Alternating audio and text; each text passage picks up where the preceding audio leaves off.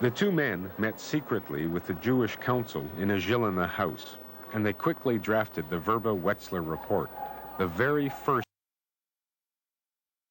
document to describe the atrocities of Auschwitz-Birkenau. Prisoner 44070, Rudolf Vrba, wrote a book which contains an English translation of the report. Compiled entirely from memory, it included a plan of Auschwitz-Birkenau, explained the process of mass murder, and listed the numbers of Jews who had been killed up to April 1944. The Vrba-Wetzler report ranks as a key document in the history of the Holocaust. For Vrba, it was vital that the report be sent to Hungary to stir up the country's 800,000 Jews who were next in line for the gas chambers. Now we said, if we take away the veil of the secret of Auschwitz and let the secrets out mainly into the hands of the deportees, the whole machinery of Auschwitz will be clogged. Because if you have got 2,000 deportees, say, or 20,000 deportees waiting on a train with luggages and carefully going up into the train and being loaded is one thing. Another thing is if all those mothers know that they are going with their children into the slaughterhouse. There will be a panic. There will be an outcry. They will have to perhaps slaughter them on the railway stations.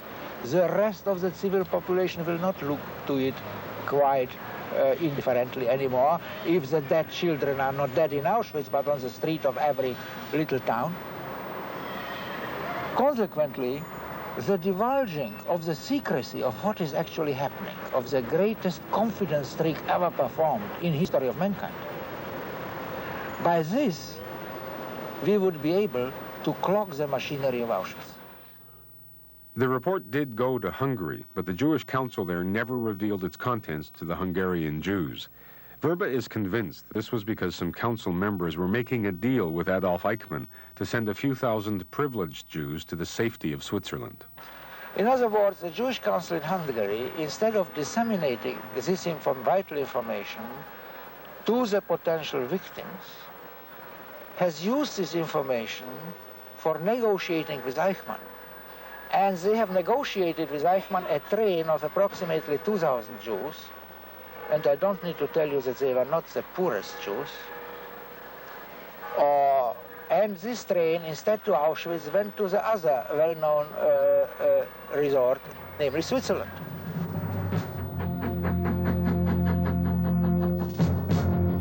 Birkenau was now enormous, the prisoners' blocks and the gas chambers set in a tidy arrangement, waiting for the Jews of Hungary. The first train from Hungary arrived on May 17, 1944. Its passengers knew nothing of the Vrba-Wetzler report or the horror waiting for them. To speed up the killing, the SS had built a spur line through the camp gates, right to the gas chambers. In less than 2 months, more than 400,000 Hungarian Jews were murdered in Birkenau.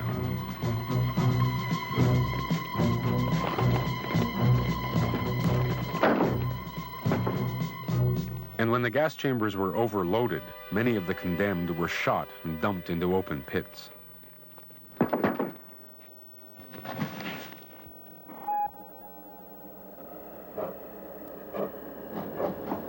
Rudolf Vrba didn't know the Vrba-Wetzler report had been suppressed in Hungary, but he knew trainloads of Jews were still being massacred in Birkenau, so secretly the report was sent to the Allies.